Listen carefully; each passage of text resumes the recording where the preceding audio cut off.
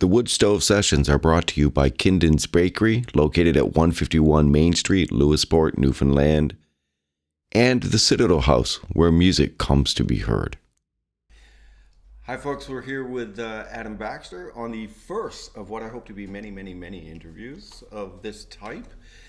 I call it an interview, but it's really just a chance to find out where you've been, what you've been doing, where you are in your music arc, career, whatever you want to call it. So to start things off, there's probably going to be some folks who haven't heard your music, don't know where you're at, so you can give them a little bit of an explanation of what makes Adam Baxter tick. Oh, well, I'm a singer-songwriter based out of central Newfoundland, Campbellton to be exact. I've been slugging it out in Newfoundland for about 20 years now, driving up and down the Trans-Canada Highway as much as I can, playing to whoever will listen. I'm a 6-time Music NL Award winner with probably about 20 nominations under my belt with that. I have, I think, 5 full-length albums released and a lot of music on all over the internet, and I can't wait for you to hear it. So we're going to do a show tonight, recording, but how many shows are you doing now? Like you're like, when I follow what you've been doing, I look at it, it seems that you're like just super busy. Flat out. Well, I live a double life as a high school band director, so that takes a lot of your energy out during the school year. However, I try and make sure I do at least 2 gigs a month while I'm teaching. Mm-hmm. And then between June and August, I mean last year, from July and August, I did 28 gigs in 2 months. Like I was flat out on the highway, playing in Twillingate, playing all over the island. A lot of tourism stuff because Central Newfoundland is tourism central, right? So I let's go with I try and do at least 40 gigs a year. So, you know, that's quite a bit. So you're working like, okay, so 40 gigs a year. Most of those are on the island of Newfoundland. Yep. And so for those that don't know, the island of Newfoundland is huge. It takes about 12 hours driving at highway speeds to get across it. Yep. Miles, how many miles would that be? Enough, lots. Probably about 100 or 1,200 kilometers from St. John's Port Banks. Maybe a little less. Don't quote me on it. Yeah, you're spoiling the best part of like 900 miles. Like it's a long Definitely. way across the island. It's huge. And you seem to spend, a lot of people spend the majority of their time on the part of the island called the Avalon. Yep. But which is also the most densely populated part of the island. You seem to spend a good bit of your time in either central Newfoundland or on the west coast as well. Yeah. Well, I mean, I lived in St. John's for 9 years when I first moved to Newfoundland. And I played anywhere from 3 to 6 nights a week down on George Street. So I feel like I kind of got my fill there and kind of oversaturated that market. Yeah. So when I moved to Central, I thought it would be a really good time to start branching out across the island, playing a lot in Corner Brook, which is on the west coast, and in central Newfoundland. But I still get to St. John's. Probably St. John's is on the Avalon Peninsula, which is the capital city of Newfoundland. So I try and get there probably 3 to 4 times a year. Yeah. I don't want to oversaturate myself, but I don't want to be forgotten as well. So finding that balance is super tough. Yeah, it's easy to do to play any place, no matter where you are. To play, unless it's, I suppose, New York City or Los Angeles, it's easy to play too much in one spot. And to, I don't know, overbuild an audience, I guess. That's my opinion, I guess. Yeah, to be honest with you, part of my 2025 is I said I would like to bring that from 3 to 4 to about 6 to 7 a year. Yeah. And that's only because I've discovered that there's a website that you can buy last minute bookings on at hotels for like a dirt cheap price. Oh, cool.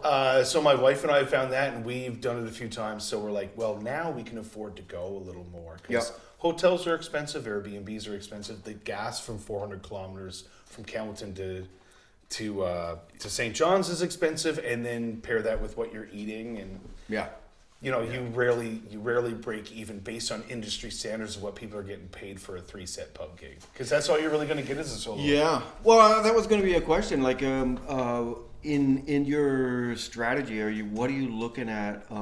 Like in St. John's or a lot of places, are you playing festivals? You playing ticketed shows? You playing cover, like what is it, door gigs where you're playing Yeah. at a pub or something? Well, I'll tell you, I rarely turn down a gig if I think if it's worth my while. So if it's a 3-set pub gig and it pays well enough, sick, I'll do it because I feel I have something tailored to that. Yeah. If I do a ticketed gig, I have something tailored to that. Yeah. Or if I do, or any other kind of gigs, I just try and like play to the gig. And I think I learned that by playing tourism gigs because it seems like it's a ticketed gig at a pub, but it's not. So it's a different thing. So I try and play to the gig as much as I can in the audience that I have there. However, my ideal thing is like kind of sit and listen, let me tell my stories and do my songs. But if I don't have the opportunity of that, man, I just love playing so much that I'm really not going to turn much down. Yeah. Unless it's like something that I don't think is worth my while or could be detrimental to my trajectory as an artist. Right. Okay. Is there anything in particular that you find you're writing about now? Like anything you're gravitating towards? Any theme, or is it? Yeah. Yeah. Definitely. I've been really into this artist lately named Medium Build. Okay. Who is he's originally from Atlanta. Cool. But he moved to Alaska, Anchorage, Alaska. Cool. Yeah. So think of Atlanta Yeah. as my St. John's, and think of Anchorage, Alaska as my Central Newfoundland. Yeah. Where it wasn't particularly working for him in these areas. And the reason why I reference this is because he has a story, and all his songs are kind of like corroborating his story as an artist. Right. And everything just kind of, whether his thoughts, his feelings, what he's done in the past. And not that I'm trying to copy it, but I really latched on to the idea of my story, who I am, the life I've lived, because I think there's some corners in that room that I haven't touched on in my writing. I've always been, in the past bunch of years, I've been really kind of focused on just writing something that I think people will latch on to. Whether I'm trying to be poetic or having something that's catchy. And I'm at the age now where I really just, I want to stop chasing that. And I just want to kind of get my story out there. And if it hits, wicked. If it doesn't, who cares? Yeah. I just want to, I got to get it out. Build is Medium Build. Okay. Yeah. So, you identified, or can you identify in his work what the message or what he's trying to say, and have you have you identified what you want to say, and are you able or interested in talking about what that is? Oh yeah, like with this next project, I'm going to keep the cards pretty close to the chest for now, but.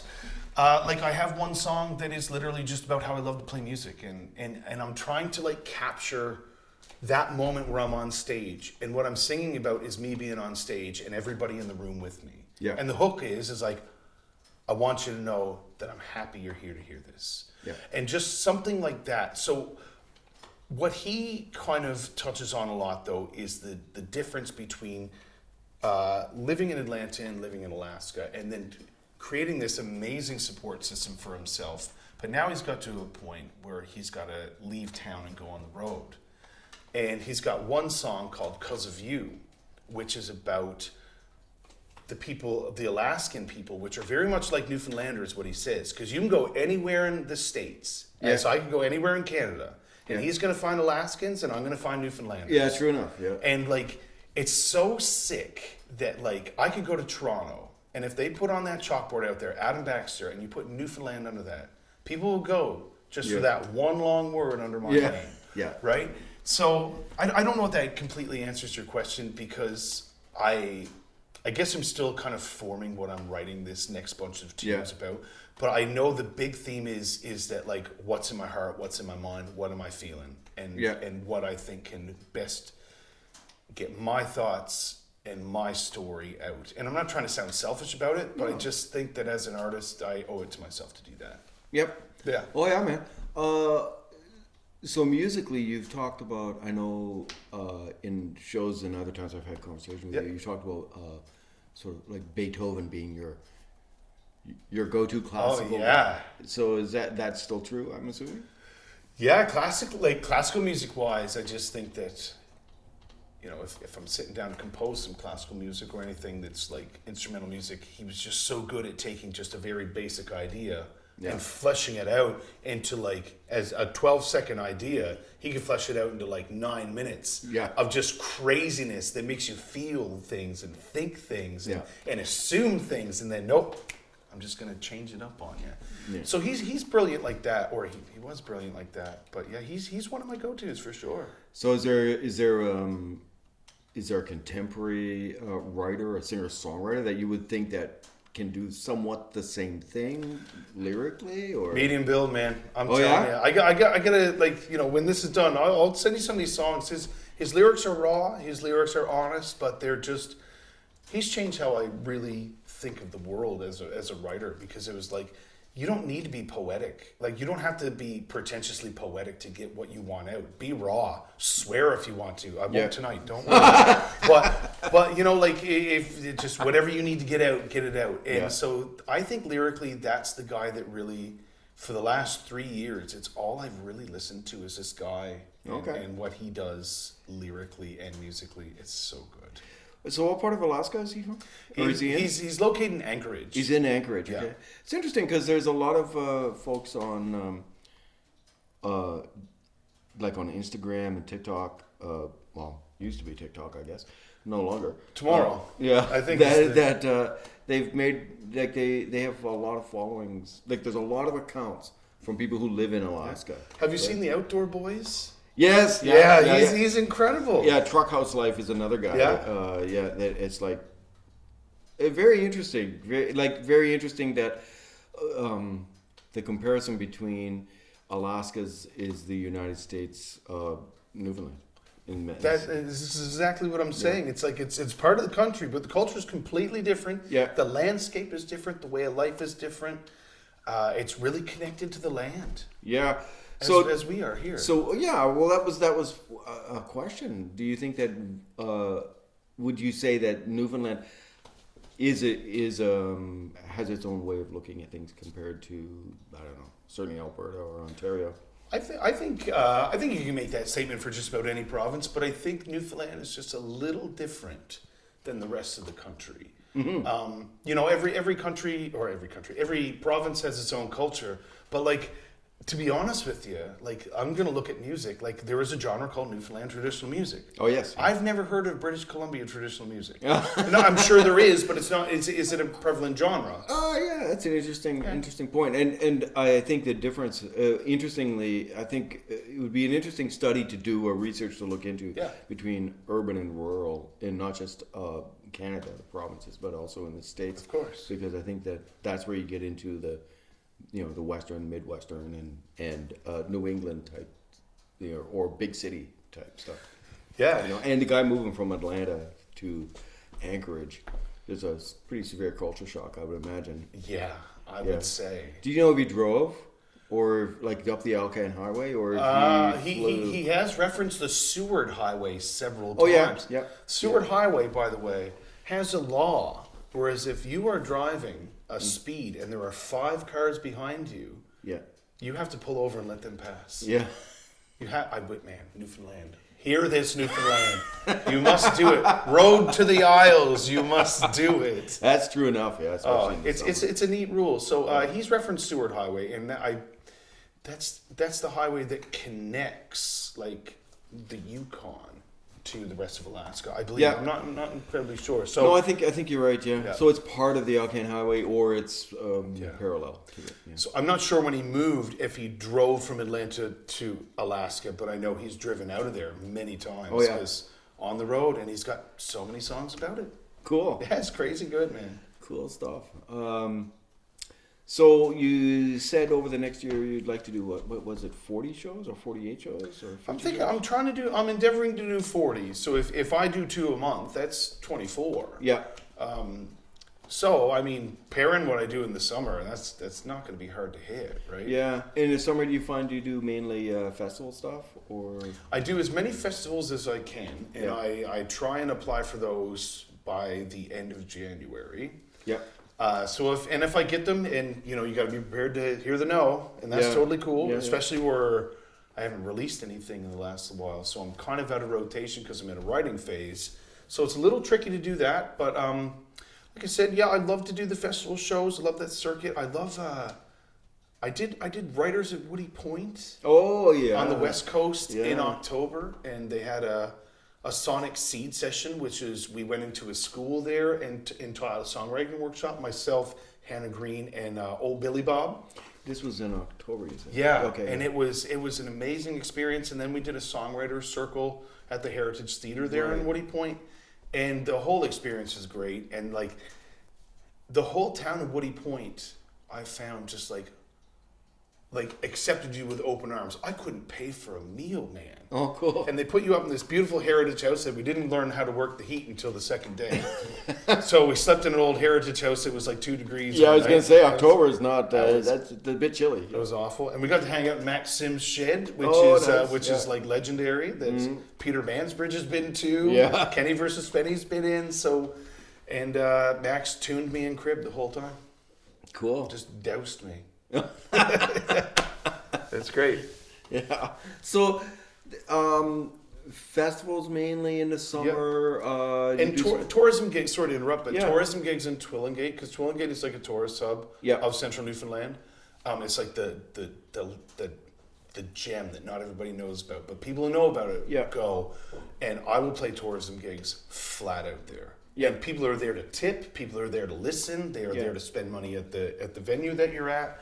Yep. So, and any night of the week, and I'll play on a Monday night, and the room will be full, and you'll play to people from, like, man, I met people from Switzerland, France, Germany, all through the United States, and I'm a big baseball fan, so we can yarn on pretty good about it. Yep. People from Australia, like, you name it, there are people all over the world there, and they'll follow you on all your socials. They will tip you, right? Oh, it's good, it's great. So I can't. Yeah, I love tourism gigs, if you haven't noticed. Yeah, it's really well, good. it's like people say, you can tour the world, but sleep in your own bed every night, right? Yeah, I mean, Mike McDonald, Yeah. who was on the Citadel House, well, Mike 6 and 8, I should say, who's on the Citadel House label. I mean, that's his in-house gig, and he definitely got way more stories than I got. Yeah, well, yeah, it's changing, but not that much. Like the idea that people are willing to connect with you and talk with you and support you. And I think that happens because when you're on a tourism gig, it's because you remind them of that time which was away from their regular life. Yes. Right? Yeah. Oh, it's so sick. It's just like, like you're not working, you're on vacation, good vibes. Yeah, it's good vibes the whole time. Yeah. And I'm playing a show, so I like, even though that's work for me, I'm like, that's me and my glee, man. Yeah. Like, it's the happiest you'll see me is playing a gig. Yeah. Especially if I'm singing well. Yeah. So. Which reminds me, the summer, you had some vocal issues, and that's all cleared away? Or? Yeah, it's funny because I remember the date, July 9th. I had a show in Norris Arms, best show I played all summer. And it was so good, and I loved it. But that morning I woke up, I was like, man, I got something in my chest. Like, it was bad. And it turned out to be this kind of just this long sickness that lasted like 6 weeks. Wow. And usually I get those during the school year because schools are like cesspools of germs and stuff, right? But now but when I got back, everybody was getting sick and I didn't. So I was like, I had this before anybody, right? And now everybody's getting it, and I'm keeping healthy. So it was. I navigated through it, and in some gigs I had to make it part of the show. Right. Okay. Whether it's like, I'm lucky that I know how to transpose like I do. It's, sometimes you put the capo down, sometimes you change the key, play in bar chords, whatever you have to do.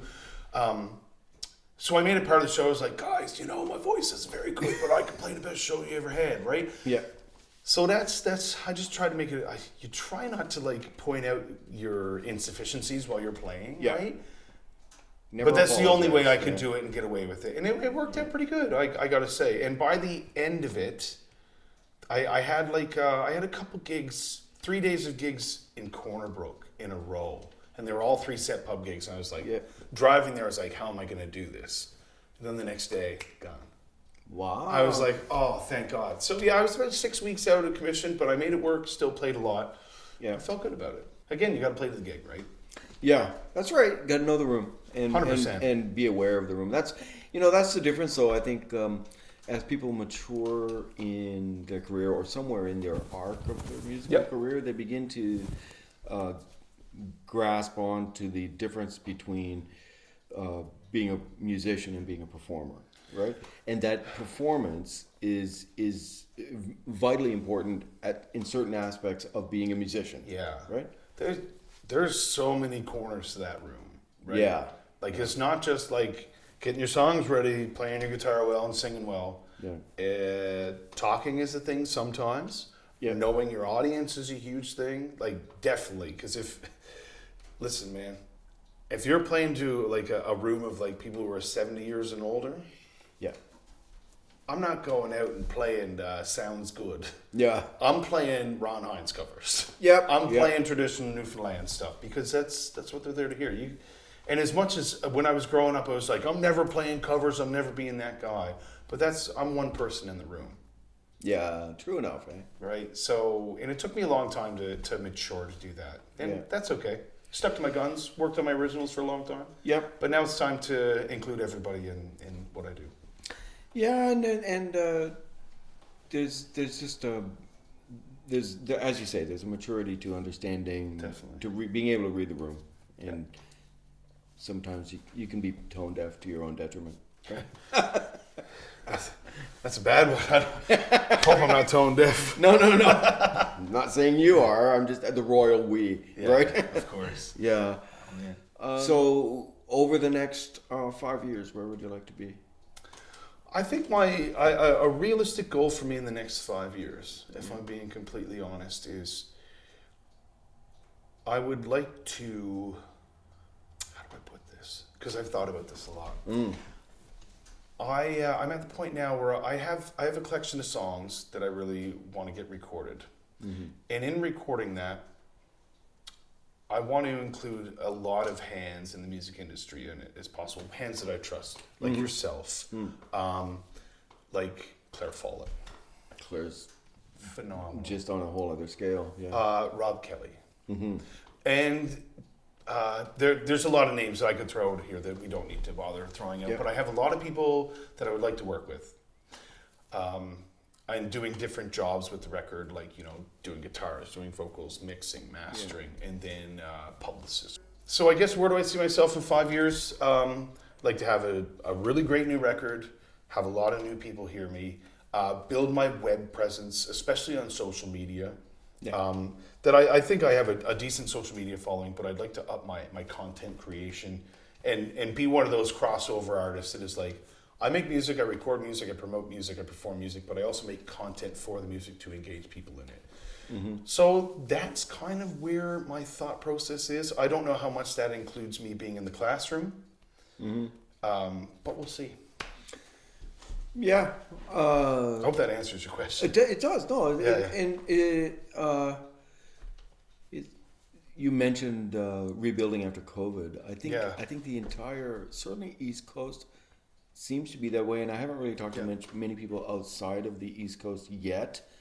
I might have the chance to do that in another month or two because I'm going to Montreal for Folk Alliance. Oh, fantastic! And so that'll be people out in the folk community outside of strictly East Coast of Canada. So it'll be interesting to see what they're saying. But it really hit pretty hard. People coming to shows, and certainly in this area, it's very difficult to get people back out. And the inflation from it too. People don't have as much money in their pocket to pay cover or to buy albums or to tip or anything like that. So even if they want to support the artists, it's difficult to do. And there's just what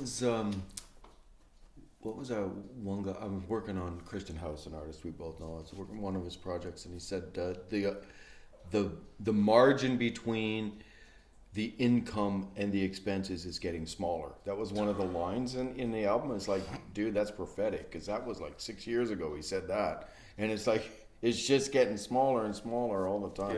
Yeah. It's to the point now where I feel if I've taken a lot of time to think what I would do if I were to be an independent artist. And man, I don't see, maybe I'm wrong, and if I am, email me and tell me otherwise.